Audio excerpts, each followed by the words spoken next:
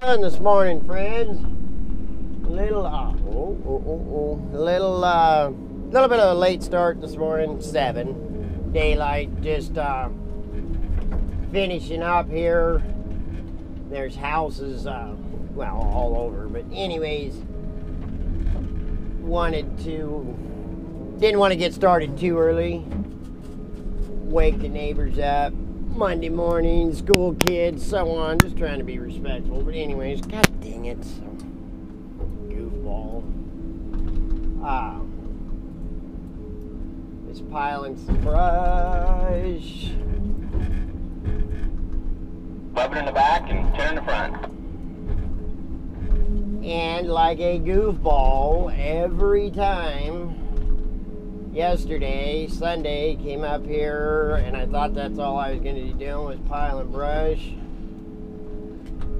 Oh, I didn't bring cameras or nothing. Oh, excuse me. And we did some pretty exciting stuff. I got a little bit of video on my phone. I'll get it edited in. But the trees along the road there, they were leaning over the road and real limb heavy. 9 in front and 10 in the back. You know, over the road so bad that they needed to be pulled or pushed or whatever. Didn't want to take a chance of just trying to wedge them and lose them over the county road or the power lines or anything. So, yeah, it was quite the adventure. But, big, huge. I'm so excited. I have said several times, and I'm going to continue to say it until I'm proved wrong. But, you know, I was to a point in my life where I honestly thought there were not very many good people left in this world. And that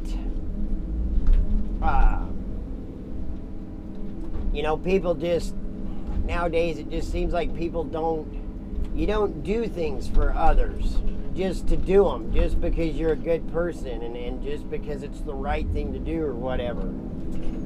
For the 7 and 7. The majority. Or, no, I better not say that. Anyways, you guys get my point. How we doing? Oh, wrong way. This morning, well, it's still morning now. A little bit ago, down here against that road, piling brush and whatnot. And every day this week, or since I've been here, there's been a couple of little guys that come out and just wave and watch. And so I was piling that brush. I worked my way up to where I got close to them, so I knocked all the briar bushes and whatnot down right above the ditch line. Walked the loader right up to the ditch. Always both of them little eyes are just ah. I swung around there and opened the door and idled down, and you can just see the excitement in his eyes and whatnot. Just a happy little guy. I'm assuming his mom sitting there with him. Shut it off and I yelled out to him. I said, "You want to take a ride, little buddy?" Oh God, it was so cool. This little guy, he comes running and he gets almost to the end of the driveway, and that's a pretty busy road, and I'm like, whoa. And when I told him I was scared that, you know, he was going to run out in the road, well, he thought I was saying like, whoa, no, you know, I'm just kidding. Oh man, his poor little heart. I could just see it breaking. And even the gal, she was like, well, that's kind of rude. And I go, no, that's not why. I wasn't saying no, he can't have a ride. I was saying, you know, don't run out in the road, little buddy. And so at first she's like, man, she, you know, talked to him. He's scared. I think it'll scare him. And I go, well, we don't have to travel or nothing. He can just climb up in here and check it out, or I can swing around a couple times. No, thanks. That's all right. Thank you for asking. You know, you made his day, whatnot. They went back inside a little bit later. I almost done down there. I look up and there he is again, standing right at the end of the driveway, just waving like crazy. Oh, I idled down again. I said, "You sure you don't want to go for a ride?" And he's shaking his head. I go, "Will you go back in, make sure it's all right?" So, anyways, he come across the road and climbed up in here. He didn't want me to start it up or run it or nothing, but he climbed up in here and I kind of give him the rundown on the functions and whatnot. That was pretty cool. Made my day. I think it made my day more than it made his.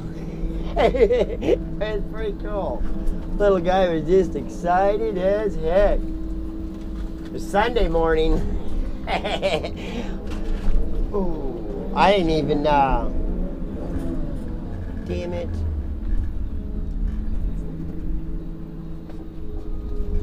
Anyway, Sunday morning I was down in there. It was still kind of foggy, actually. I didn't even notice he was down there. I heard something. I looked up, and it was kind of misting. Not really raining, but well, it was probably more just heavy fog. He's standing out there in his underwear. Mom's yelling at him, "Get back in there!"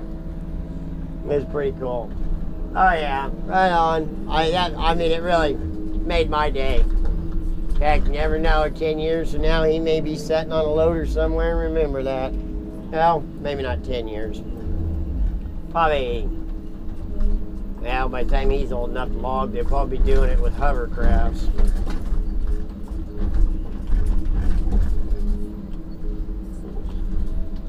So, yeah, I think, whatever reason, he decided he wanted to go back down in here and get these oak.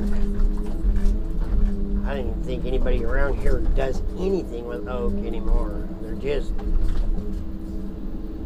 like that one. Anyway, so come back across the road, go down there. A couple more, yeah, probably one more throw after this one. And as far as I know, all the logging's done, and all of the brush piling that can be seen from the road is done. Like I say, he's going to develop this stuff back here, so I don't know. I don't know if he's going to have me do it with the loader, or he's got a really nice little excavator with a brush rake on it.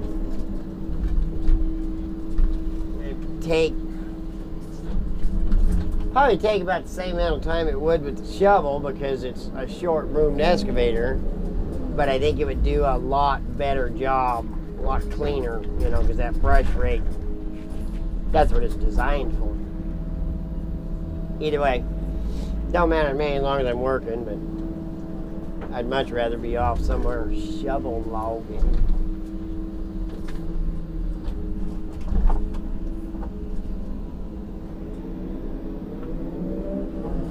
Alrighty. Hey, so Thomas Norgan asked me a question the other day, and I'm not 100% sure I've absolutely went all the explain this completely or not, but you know, I know I've talked about unit sizes and whatnot.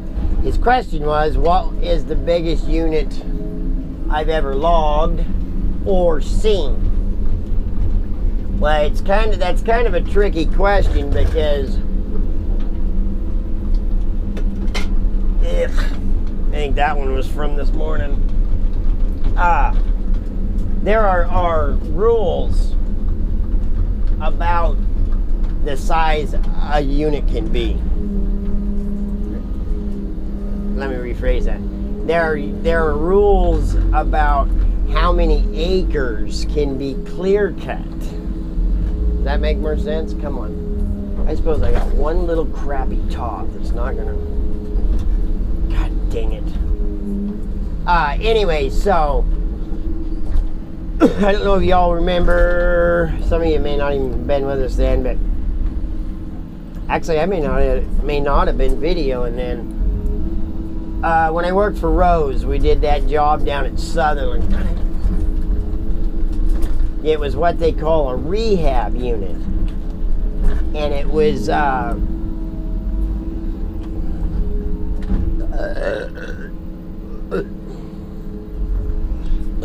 excuse me. Anyways, the unit, it was like 150, 200, 400 foot strips wide by however long of and what it was is when they went in there and logged that before, that was the amount of acreage or whatever that had to be left in between the clear cuts. Now, that being said, if you go in and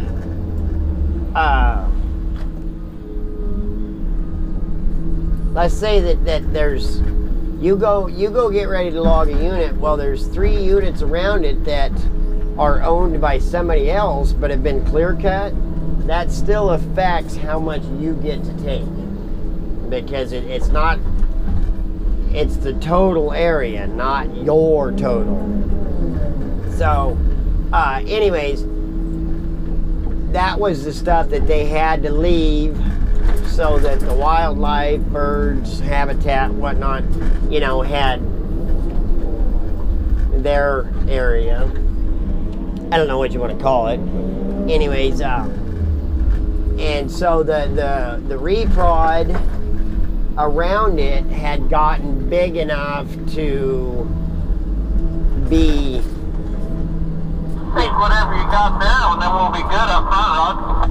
To be, you know, to cover what, you know, the wildlife, or so birds don't have. I don't know the exact termination of it, but I think you understand what I'm saying.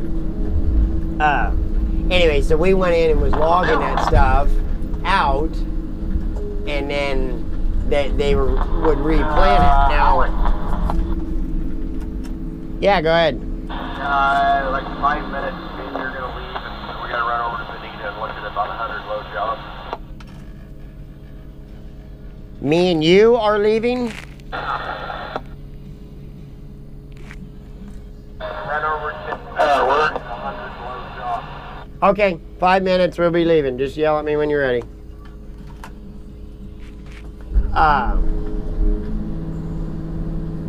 Forgot where it was at. Oh, anyway, so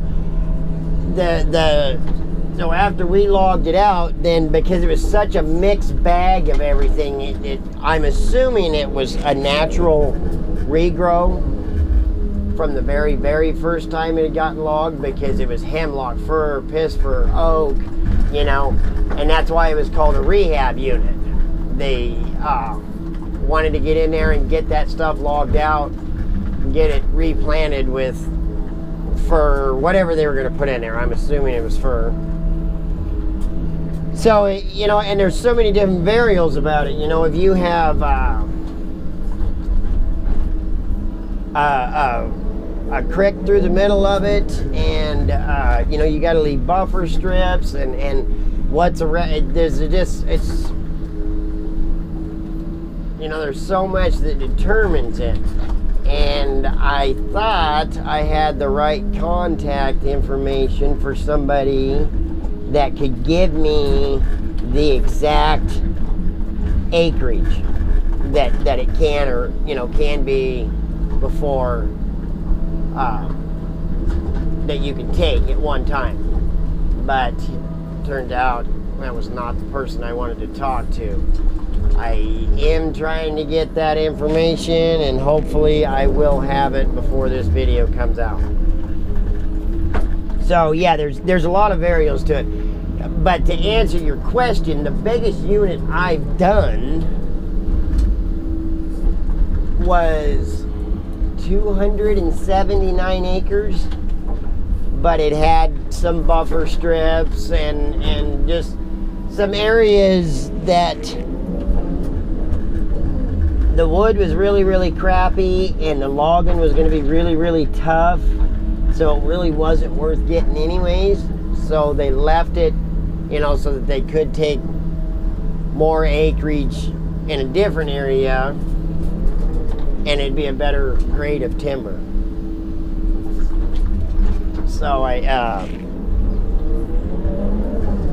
I do wish that, you know, our forefathers,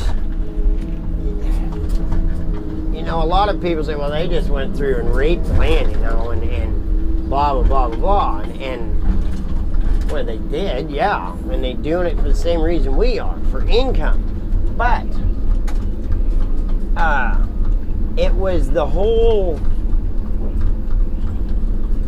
universe, life, whatever you want to call it, that warranted for that to happen.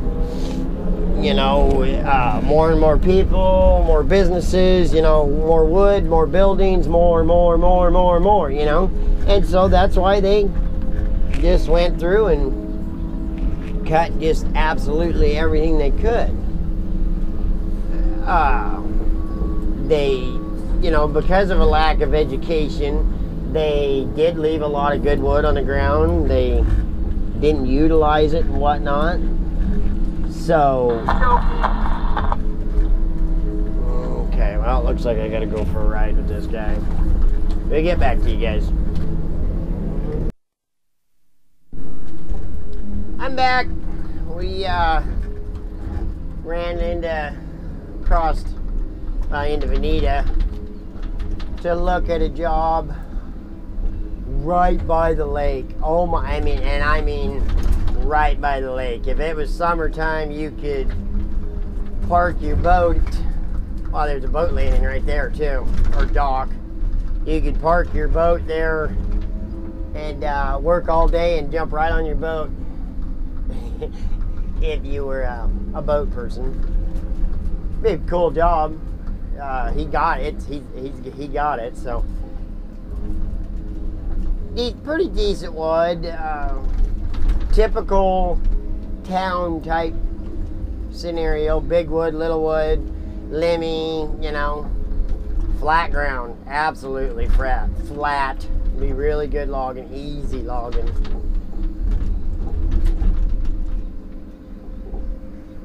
It's actually a really good deal because the guys that bought the property, they got a smoking deal too.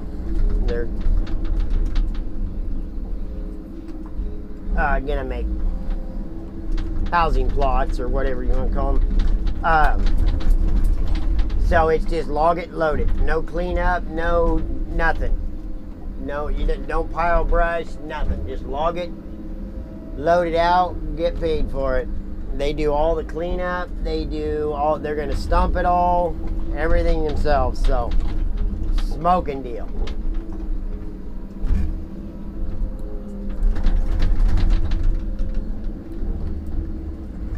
Like I say, it's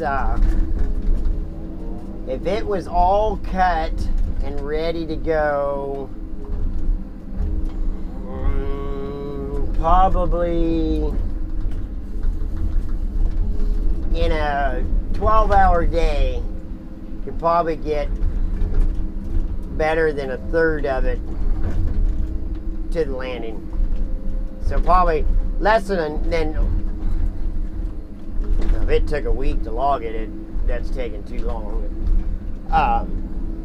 Yeah, it's a pretty cool deal. And there are a couple of big ones in there.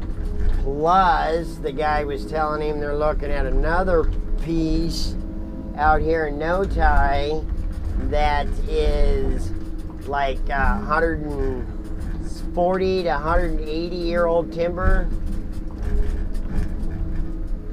Said every bit of it is 3 to 5 foot on the stump, 160 to 180 feet tall, and the guy, he's a surveyor, so he knows what he's talking about. He surveyed surveyed it to buy it, log it, sell it, and then clear off the land and sell the land for houses and whatnot. So sounds like the deal they have is kind of standard, on the price. So he pretty much gets all the logging for this guy. It's cool. I mean, that's a good way to keep, busy.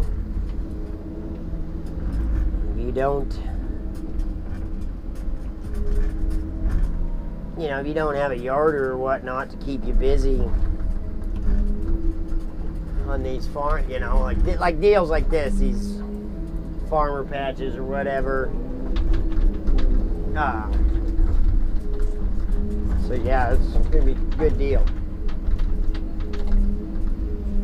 Lowboy is supposed to be here in just any time for me. Gonna run me out for my shovel. Run this out to the Lorraine job. And it sounded like he's gonna take the processor and that shovel to that other job. And because I guess this stuff out at Lorraine, he said there's quite a bit of it that's too big for the process. That's a it's only a 622. It's a little head, so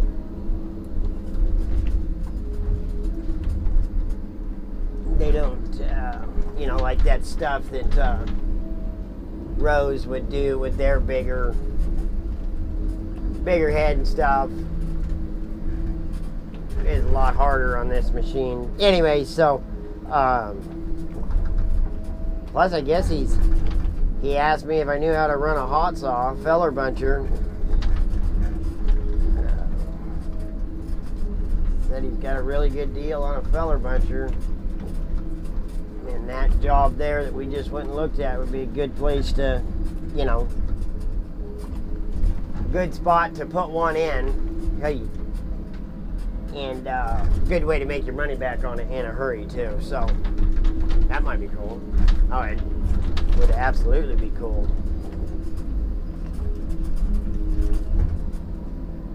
Make for some kick-ass videos, I know that.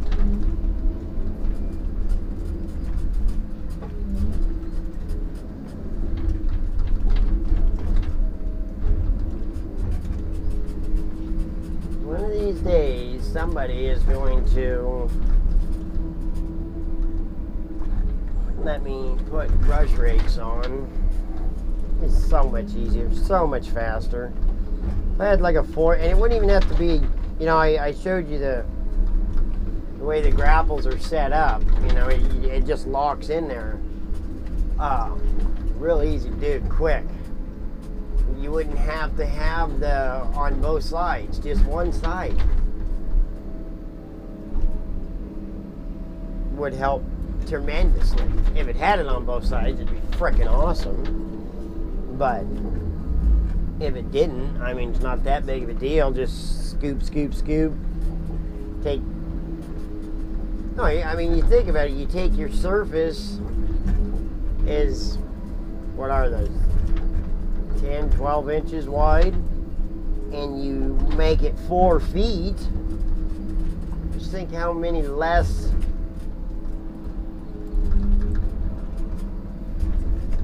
movements I'd have to make to clean an area up. Hey, I also forgot to mention the shirt deal. Like I said, I'm still going to do the hickories. That will be because I'm actually having those printed here for right now. Eventually, we are going to get them, hopefully get it offered. Anyways, and I got asked by a couple of different people now, actually I think like 6 or 7, some of the things that we talked about with Patrick last night, because he's going to, like I say, he's going to do the printing and stuff, and even after, because he said he'd do he's putting up the labor, which is still amazing, but even after that, I'm going to continue to have him do my stuff. Patches. He said he absolutely has done them. Not himself, but he's has the means to get it done. So that is an option. He's going to look into details about that and get back to me on it. What information he did have, it actually sounded like it really wasn't that bad to get started on them. So hopefully we'll have some more different type of stuff to offer here fairly soon.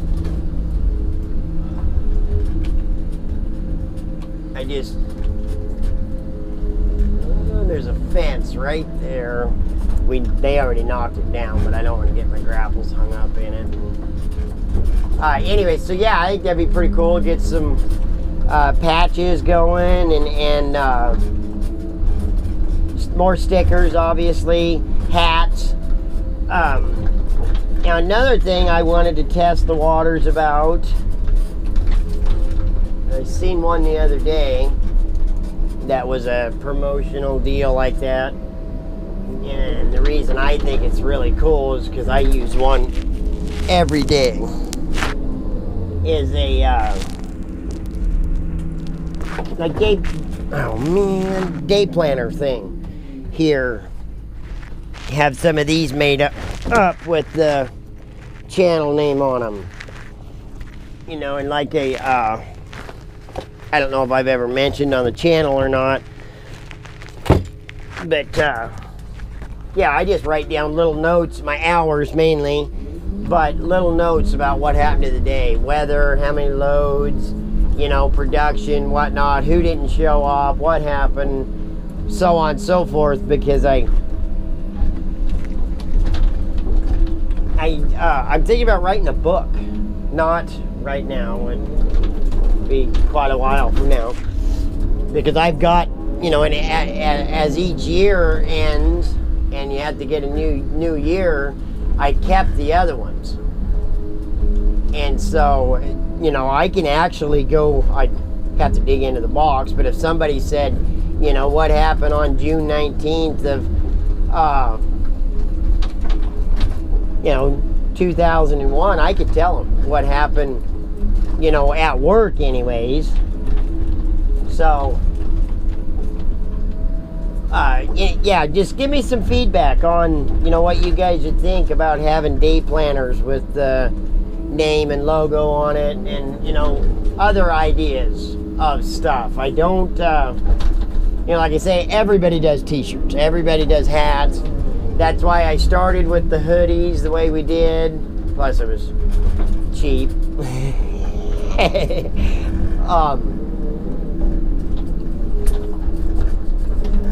That's where I wanted to come up, or came up with the idea for the hickory shirts, because it, you know, it's really what West Coast logging is, and it's so. Anyways, yeah, give me your feedback on what other types of things, you know, some of you might want to have offered, or you know, think might be a good idea to offer. And hopefully it works out. The plan is, and this kid is, I still can't believe he's doing it. And please, others, while I'm saying this, do not feel obligated to, that you have to do stuff like this to, you know, be a part of this channel or whatever. That absolutely is not what it is.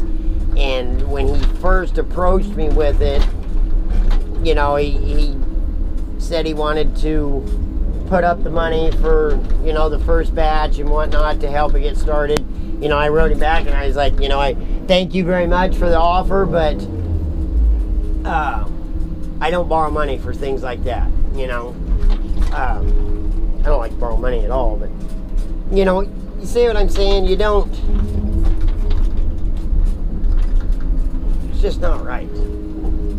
I know how hard I work for my money, you know, and it's just, it's hard for me. Anyway, so you know, he wrote back and was like, oh, no, it's not a loan. You know, I want to do this to help you get started, you know, and get this first batch out there and get them going and get people buying them so that you can use the revenue from those to buy more. So that's what the plan is. Price, I don't know yet. We're going to keep it as cheap as we can, I know that. I'll have to get with Patrick and find out, you know, what it's going to cost to replace them and so on and so forth. And so it'll be, I'm still not going to try to profit from it. Whatever they cost, you know, to make, buy the shirts, have them made and ship them, that's what they'll be charged. That's what will be charged, just so that we can, you know, buy more.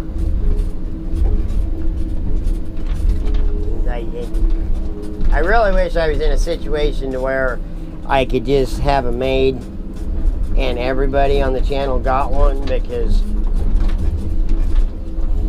I don't know, it just seems weird to ask somebody to pay for a shirt promoting my channel, our channel, you know what I'm saying.